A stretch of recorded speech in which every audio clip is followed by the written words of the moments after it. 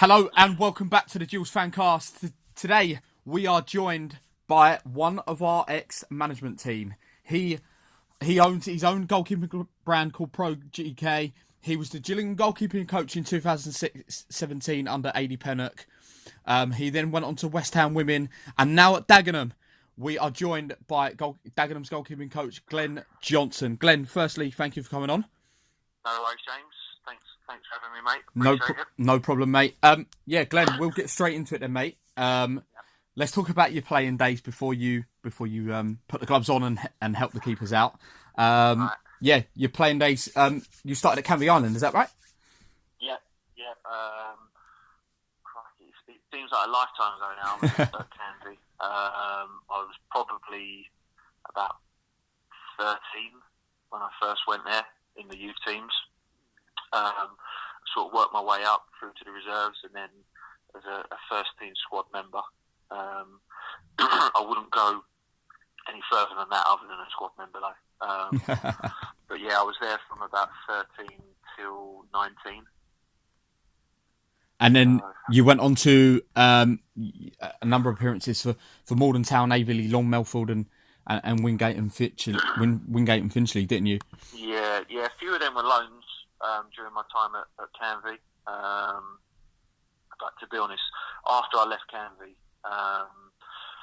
so I got released, I think it was 2005 when they're in the National League. Mm-hmm. And I just sort of bounced around non-league clubs. And then to be honest, I started a window cleaning company. Wow, okay. I knocked football on the head and I just cracked on with the window cleaning and didn't really have much interest to get back into football, certainly not playing anyway. Yeah, so that's how that was. But being at Canvey was an interesting situation because obviously at the time there was a lot of experienced ex-professionals there. You got people like who would have been Mark Stimpson was there. Okay, our ex-manager. Yeah, Steve Tilson, the old Southend manager, Nicky Bennett, Neil Gregory. There was some real experienced ex-pros. So as a sort of a 15, 16, 17-year-old to be in and around that, it was excellent. But I think for a young player in that environment, obviously the club was sort of part-time, didn't really get the opportunity to play much senior football. So that sort of affects your development, and obviously you're not training full-time either. So probably for me quite a difficult situation to be in, but that situation I've obviously taken into my coaching and turned it hopefully into a positive. Yeah, not only coaching, that was the first sort of time that your own keeper glove brand come along, which is still going now, which is Pro GK, and your own football academy as well. Talk a little bit about them too. Yeah, so when I was at Canvey, I went back to Canvey. They'd taken voluntary promotion out of the National League because the owner had pulled his money. So they went into like the Ryman 1 North, and so I went back, and I was looking at other ways to sort of bring an income in. So I started the glove brand. So that was, I think that's about 13 years ago now. And then off the back of that, I started the coaching. So we had a little goalkeeper academy with it. We probably had between sort of 15 and 30 young goalkeepers coming to the sessions on a weekly basis, and that sort of got me. That's my first sort of experience of coaching, which sort of led me to where I am now. Yes, speak about Pro GK a little bit more, because it's obviously hit off quite a bit, and you see a lot of pros nowadays using your gloves, don't you? We don't have as many as we used to be honest. If I'm being perfectly honest, it's a very saturated market. I think I've got a slight advantage in as much that we got in pretty early doors. Now there's so many glove brands out there that it sort of of dilutes the market. But yeah, so it's something that I set up sort of 13 odd years ago. We've had some decent goalkeepers wearing the gloves over the years. But I keep it at a manageable rate now because, you know, you've only got to look at the current climate. Nobody's buying goalkeeping gloves at the moment because they're more concerned about paying the bills. Of course. Yeah. So I made a decision a few years ago that I was only going to sort of have the company be a certain size, and anything past that I wasn't particularly interested in. So it sort of runs itself, and the overheads aren't fantastically massive. So that sort of, in a situation like this where you haven't got anyone buying gloves, I've also not really got to worry too much because, well, I'm not bringing any money in, but I'm also not, there's no money going out. Yeah.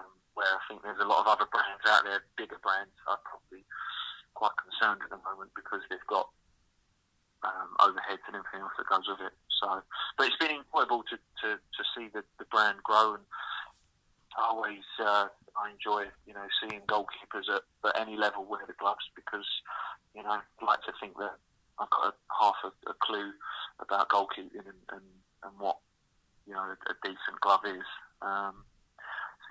So that's where it is at the minute. Let's go back in time. Your first kind of goalkeeping role as such was with Crystal Palace Baltimore in the US in 2010. Speak a bit about that. That was a really interesting situation that sort of come out of the blue, because I wasn't particularly qualified at the time, and I also had zero experience, I should say. But I was, you know, in the right place at the right time. A friend of mine was the goalkeeper there, a guy called Brian Rowland. So Brian's now the head coach at Temple University in Philadelphia. Wow.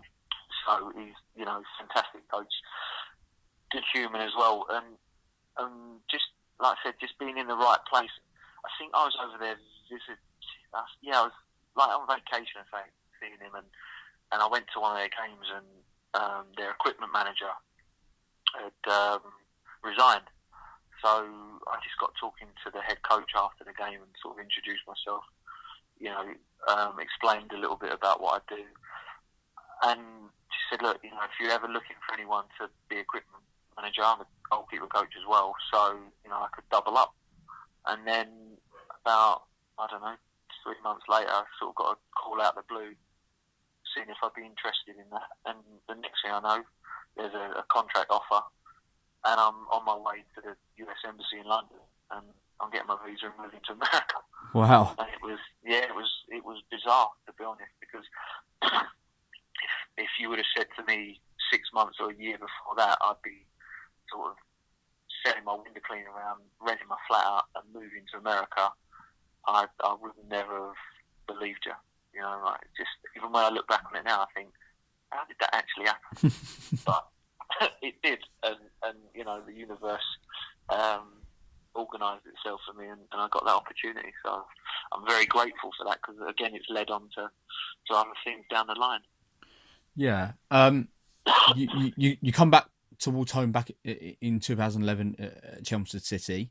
What made you return home and come to non-league? Yeah, it was a difficult one because at the time obviously it was just after the crash in sort of 2009, 2010, and the team itself originally was linked with Crystal Palace in London. Yeah.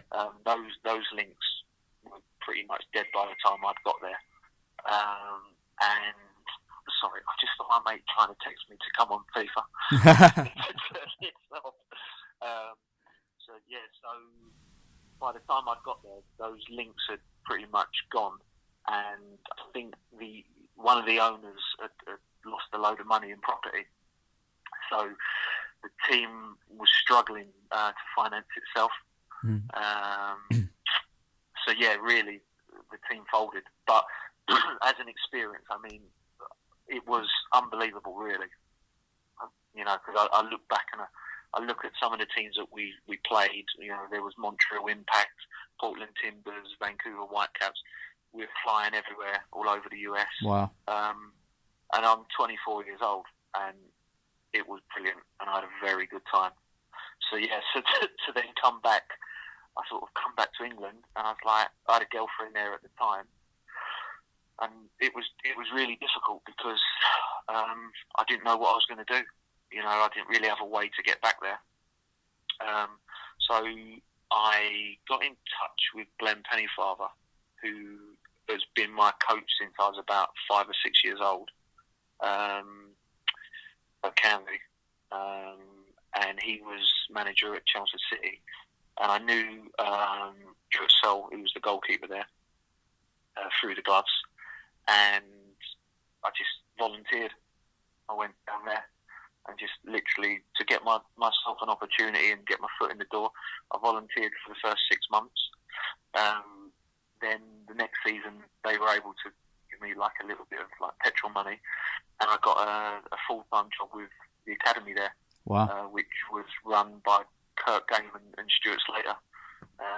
So Kirk was quite an experienced sort of ex-non-league player, and obviously Stuart Slater played for Celtic and West Ham, and so two really good guys, and I'm really grateful to them because obviously they allowed me to get that opportunity to basically coach full-time at Chelmsford. So it was a really good opportunity for me, and so that's how that sort of presented itself. I was always trying to get back to America and everything, but when that job come up, I took it, and it was a really good learning curve for me as well. Sort of your first coaching job on a full-time basis. Yeah, you did manage to return to the US in 2013 with Springfield. Tell us a little bit about that. Yeah, so unfortunately Glen was sacked at Chelmsford for not getting promoted.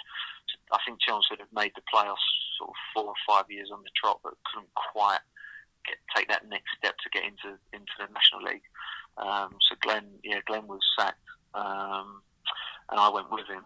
And then I sort of just went to the US for the summer and just volunteered with a team in Springfield, Missouri. I'll be honest, it come through a friend of mine that was going to go and play there, and he didn't actually end up going. Oh, wow. And I didn't know where Springfield, Missouri was. I'd never been there. But, I've got lifelong friends there now as well. So, that was, again, a really good experience. Sort of just amateur soccer, for college kids that wanted to play during the summer in the PDL. But, like I said, really good experience. You never know who you're going to meet on your journey, and I'm really pleased that I put myself in that position because I met some wonderful people off the back of it.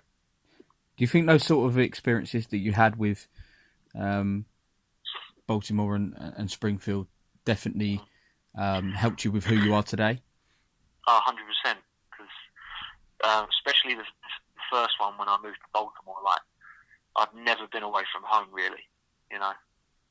I'm quite close, obviously, with my family and my dad especially, and at the time my nan and granddad, and they're both alive, and you've got all your friends in the area that you grew up, which a lot of people know I'm from Southend, and I'm very proud of that. And to then sort of move away, going a little bit deeper, my mum, bless her, passed away when I was a kid, so I've always looked at it that I've got the opportunity to go and do things, and she didn't.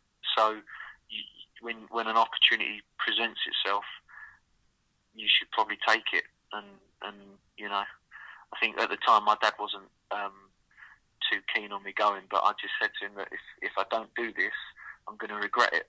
And I'll be honest, it was the best thing that I've ever done, because when you're 24 and you're 5,000-6,000 miles away from home, you have to grow up quite quickly. And it probably sped that up for me. Yeah, an opportunity did present itself. Sorry for my pronunciation. Is it Pun in India, Pune? Pronounce it for me, Glenn. I think it's Pune or Pune. Late. That was later in 2013 in the August. Yeah. Tell me a little bit about that. Well, that sort of just come out of the blue, and it's amazing in life that, you know, and I've probably been the world's worst at this. You always want something better, and you always want to achieve more, and, you know, looking at what the next step is. But sometimes these things sort of come out of the blue, and when you least expect it. And I think, you know, as I've said earlier, the universe works in really interesting ways. But yeah, I was in Springfield, and I got a call from a guy called Eddie Rock, who at the time was an agent. So Eddie's now working for Chicago Fire in the MLS, and he's quite high up on the corporate side of things there. But he got in touch and he said, listen, there's an opportunity with a team in India. Would you be interested? And I'll be totally honest, and I didn't know anything about India or football in India. I wasn't even 100% sure that they had professional football. I don't mean that disrespectfully, but obviously it's not like a footballing powerhouse. So, you know, but I had the interview over Skype. The head coach was a guy called Mike Snowy, who is a Dutch fella, who had been out in China and was, I think he was assistant coach at Panathinaikos. So he's coaching back in Holland at the moment. But yeah, so I had my interview with him. Obviously, they must have liked, you know, what I said and what they saw. And the next thing, I'm flying back to London to get my visa, and literally, I'm off to India. Wow! it was as quick as that. What was it that head coach had said to you to convince you to go over there? I needed a job. That was it. I needed, you know, it wasn't looking like I was going to get a job in England, to be honest, because at the time I didn't really have much of a reputation, and didn't have a massive amount of coaching experience, you know. So was I going to get a job in England full time? Very unlikely. And I saw this as a stepping stone and a really good opportunity to continue to learn how to be a full-time goalkeeper coach. And I'll be honest, at the time, like, I would have pretty much gone anywhere. And I think, you know, moving to India, I think that shows that, you know. Yeah, that is dedication. Yeah, well, listen, it's like anything else. If you want to be successful in what you do, you've got to put yourself out. And I've got that mindset, so that's what I did. And again, I don't regret it. It was extremely difficult at times being out there, but what a wonderful experience. Yeah, and then you was out there for roughly about a year and a half, wasn't you? I was just over a year. Mike didn't have his contract renewed, and I'll be honest, by that time I'd had enough of it. Yeah. Because as I said, when you're out there and you're living there day to day, it is quite draining. And I think once Mike made his decision that he was going to go back, that had made my mind up for me. Yeah. So yeah, I come back. But I mean, when we was out there, we was in the Asian Cup.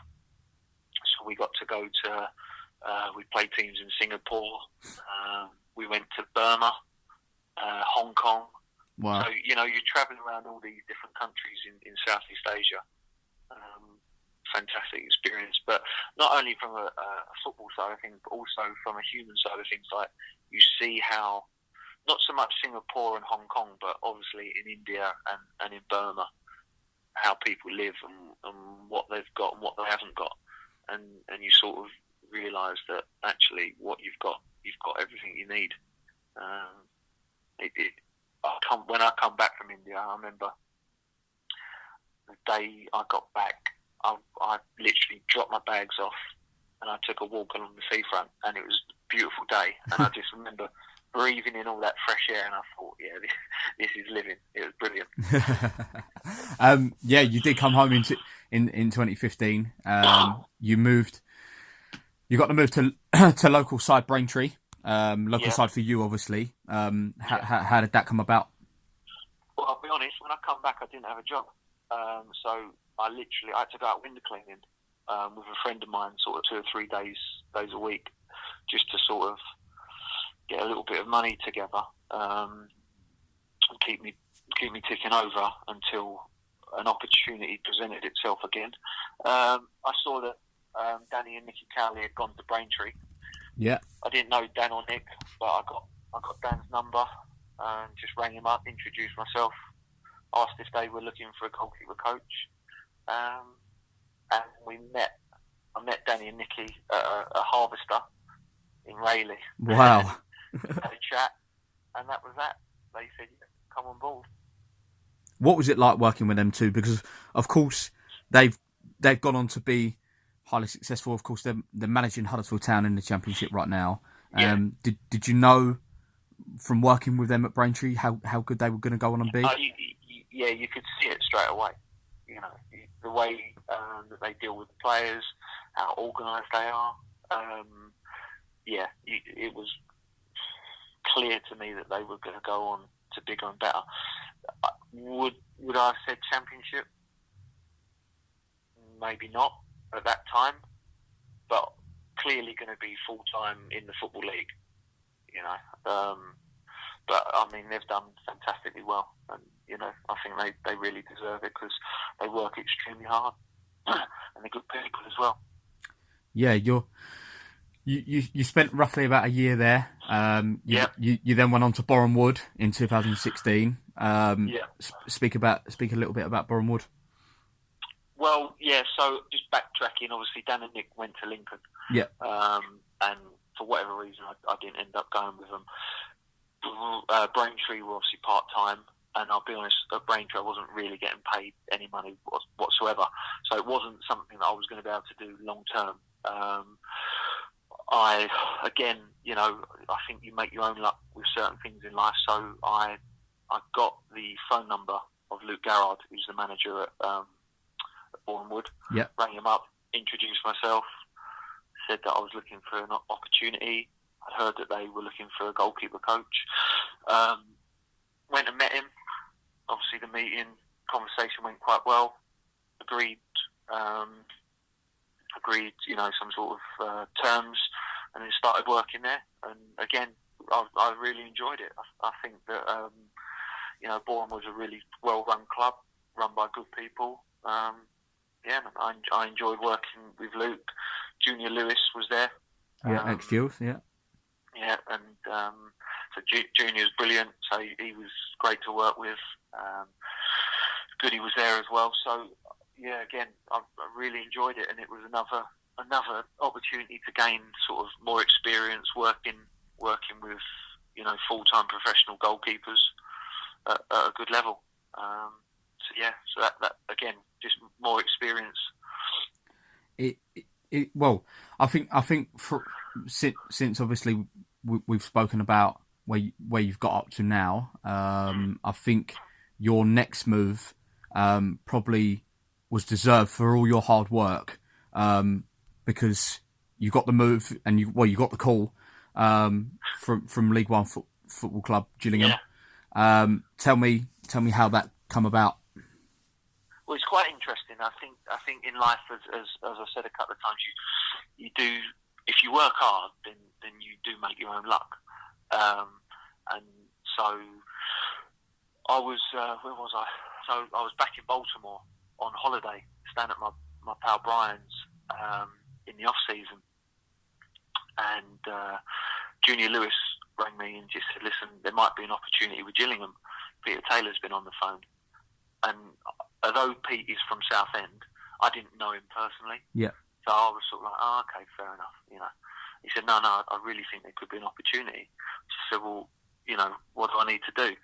He said, "Well, I'll be in touch." So a week or so went on, and then June got back in touch, and he said, "Look, I think they'd be interested to speak to you." So I said, "Right, well, I'm going to fly home then." So I literally booked a flight, got back to Heathrow, round to Southend, got in my car and went round to Gills and met Pete, and had the interview as such, met AD, and then they said, yeah, we'll offer you the job, and that was that. So it was as quick as that. Of course, let's speak about Gills in quite a chunk. Of course, you worked with Thomas Holy, Stuart Nelson, Tom Hadler at the time. What was it like working with those guys? Don't forget Steve Arnold as well. Yeah, Steve Arnold, of course, yeah. And in fairness, Louis, the youth team goalkeeper, yeah, he was part of it as well. What was it like? I think when I first went there, I mean, so I'll give you an example of where I was at. My brother's a Southend season ticket holder. Yeah. Growing up, supported Southend. So similar sort of size club to Gillingham. Good fan bases, etc., etc. I think when I went there was a bit of negativity towards that from Gillingham supporters, because they're looking at it and they're going. I remember my dad said to me, "Oh, I was reading something on Kent Sport Online or Kent Online," and he said, "Don't read it because you're getting pelters." Wow. Oh, God, I haven't even started the job yet, and I'm getting stick from people. But it was basically along the lines of, we've got a non-league goalkeeper coach.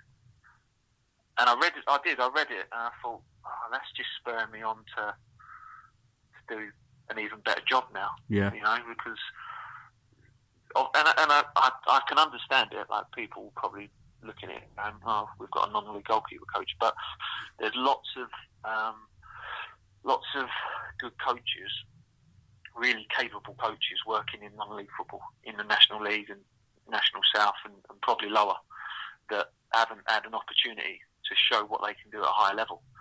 And on the flip side of that as well, there's also coaches that are working in the pro game, in the Football League and higher, that are not very good at their job. But they've been able to get themselves an opportunity. Or it's a lot of things in life. It's who you know as well. Yeah. So I understood why at the time I was getting that stick, but I knew as well that once I'd sort of been able to get my teeth into the job, that I'd be able to change people's opinions. Even there was the thing pre-season, the supporters evening. Yeah, I remember that. And the first question that somebody asked, I was there that night. Well, then you know what I'm going to say. So they said it was something along the lines of, no disrespect to the new goalkeeper coach, and I'm literally sitting there on the stage in front of all them people with the chairman, the manager, Pete Taylor, and the rest of the staff, and this fellow was like, I think no disrespect to the new goalkeeper coach, but I think Stuart Nelson should be goalkeeper coach. Yeah, I remember that. And I was like, oh, jeez, this is going to go really well for me.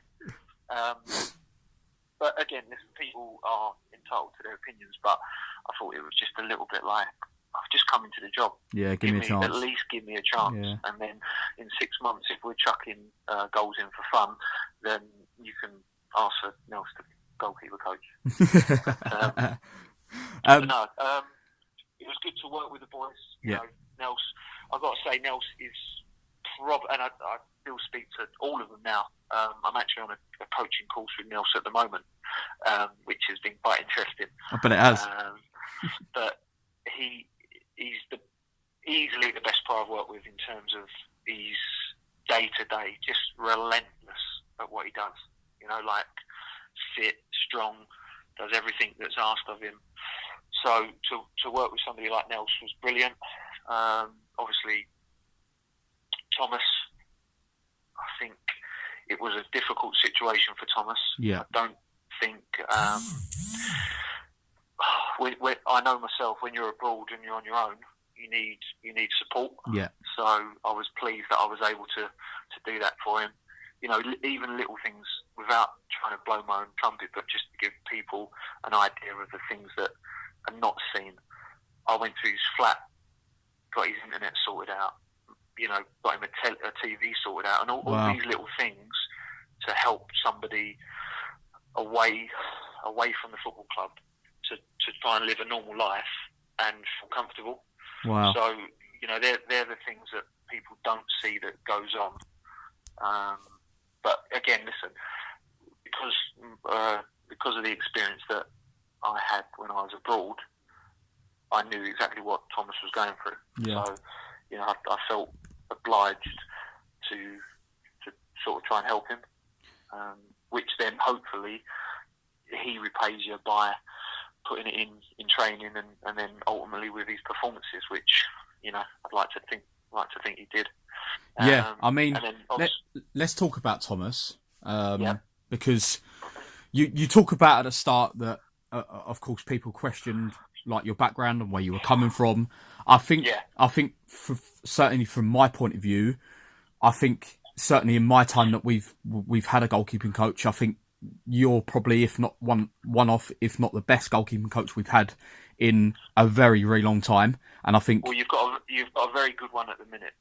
We have Simon Royce. We have. I meant before Simon come in. Yeah. Do you think that?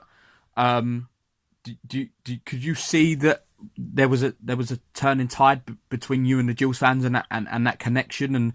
And do you think with Thomas that helped with him playing so well, that all the hard yards that you both put in? I think that what helped my connection with Gills fans and that relationship is that I'd like to think that they could see that ultimately I'm just exactly the same as them. Like I said, my brother's season ticket holder at Southend. I grew up watching Southend, so I'm just a normal punter that is reasonably good at coaching goalkeepers. You know what I mean? So I think that probably helped. I think the fact that I can be a little bit loose on the social media at times, speaking my mind. I'm not sure that anyone's particularly interested or bothered what I've got to say, but I still say it. I think so. That interaction with Gills supporters through the social media, I think that helped. And again, I don't see people in football any different to a normal Joe Bloggs. That's the way I see it. You take now, for example, we're all in this sort of turbulent time. I'm feeling it. You'll be feeling it. The general public feels it. A Premier League footballer feels it. Probably doesn't potentially feel it as much, but we're all human, and I think life's just about human connections, and the connection that I made with Gills fans and the connection that I made with Thomas, I think it was all positive stuff, Yeah. Let's finish off about Gills. Of course, it was a very, very difficult time. Like you say, with obviously AD, and it was a year that Gills fans kind of struggled to connect with the club almost. What do you think, without obviously going into what you can't go into, what do you think was wrong that year that the club got wrong, and why do you think it didn't go as well as it all hoped? I think it's a tricky one because League One is a very competitive league, and there's some big clubs in it, or that there certainly was that year. Obviously, you've got your Sunderlands and people like that, but that season Blackburn were in it, and it's really, I think people's expectations grow every single year, and I don't always think that's realistic. So I think it was a difficult situation. I don't know, obviously, the ins and outs of it, because I just used to go in and just take care of the goalkeepers. Of course, yeah. And, everything else is, going on is above my pay grade. And the things that I can't affect, I don't particularly worry about. Yeah. So it's a difficult one for me to answer. I think we did the best that we could in the parameters that we had, if that makes sense. Yeah, of course. and I think that it was a difficult time for the football club. But in those sorts of times, that's when you need everyone to come together. Yeah. And I think that happened because ultimately we stayed in League One. Yeah, we did. So that has to be seen as a successful season. I mean, and don't forget there was at times some really good performances, and some, you think about beating Portsmouth away. Yeah. It's fantastic. With all them Gills fans behind the goal there, and so I don't think we can all just look at the negatives. I think that we have to bear in mind that there was some positives as well, and I think the football club had learnt from any perceived mistakes, and is obviously looks like it's in a healthy position at the moment. So I think they're the positives that can be taken out of it. Definitely. Yeah, of course you moved on from Gills in 2018. You went to West Ham Women. Let's talk a little bit about that. Yeah, I was really disappointed to leave Gillingham, to be honest, because as we've discussed there, I felt that I personally had a connection with people at the club, the supporters and the goalkeepers, etc. But things sometimes don't necessarily always work out as you'd like them to, and I just had to make a decision on what my future was, because everything was just up in the air. Mm-hmm. And at the time I didn't deal particularly well with that. I'd probably deal better with it now, with experience. But yeah, so there was a couple of inquiries from some League Two clubs, which didn't really work for me. And I don't mean that in a sort of blasé type of way, but it just, in terms of distance and things like that at the time, it didn't work. My nan was poorly, and I just didn't want to be that far away from her if anything happened. So I decided to go down the route of West Ham, and it was quite an exciting sort of opportunity, because I'd never really coached women before, and it was a new project that Matt Beard and Jack Sullivan was setting up. And it was, like I say, it's quite exciting to be working at the very top of the women's game at a massive club like West Ham, which was an opportunity that I quite fancied, and I got involved with it.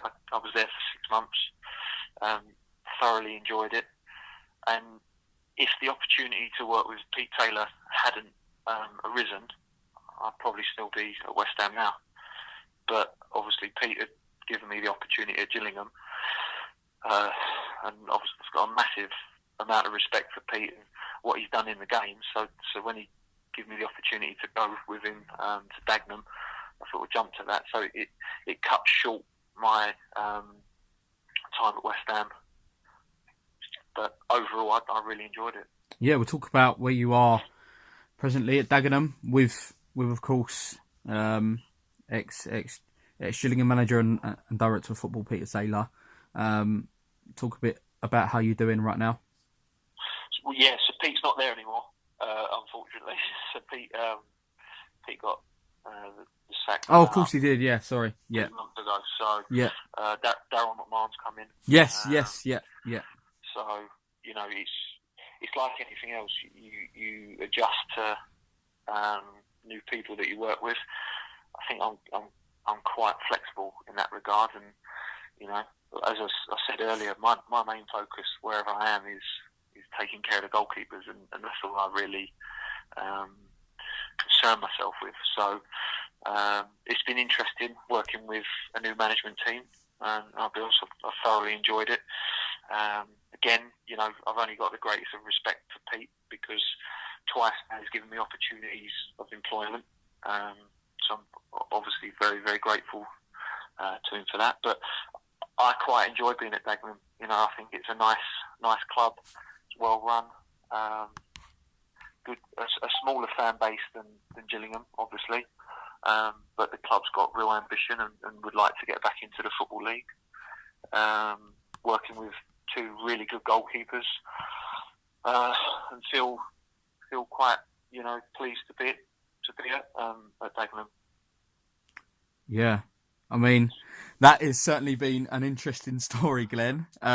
You thought. I'm not sure if anyone's going to be that I interested. mean, But... I mean, to be fair, I've sat here for about I've sat here for it's just hit 40 minutes. And yeah, I can't until you obviously tell us the stories. You can't quite believe how much hard work you've put in to get the experiences that you've had and where you've been, and like you said, is that you kind of create your own luck at times, and that's certainly what you've done throughout your career. So fair play to you, and yeah, I think I say from all behalf of Gills fans is that it was a shame. It was a big shame to see you go, a massive shame. Yeah, I was pretty gutted, to be fair.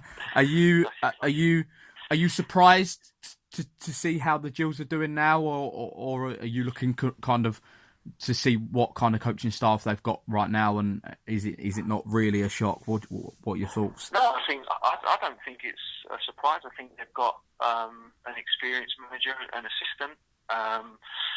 Obviously, in terms of the goalkeeping coach, you've got Simon Royce, who's an ex-Southend legend, who I grew up watching at Rootsall. So the goalkeepers are in good hands, and it looks like the lad there is doing really well. It's good to see Joe in and around the first team as well.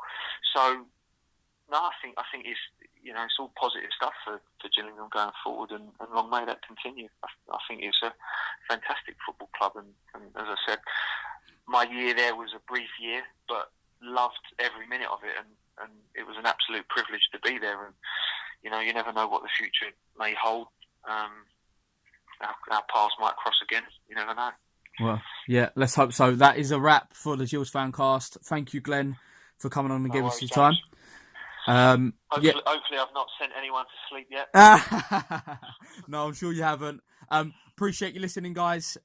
This is the second podcast in our new series of getting ex-players and management on. Appreciate your support. Keep liking and keep listening to our Fancast. Obviously, in difficult times at the moment, we're trying to bring you as much different content as possible, and hopefully this plugs gaps and helps you with your boredom. And yeah, appreciate it, Glenn. Appreciate your time. No worries. Thanks, James.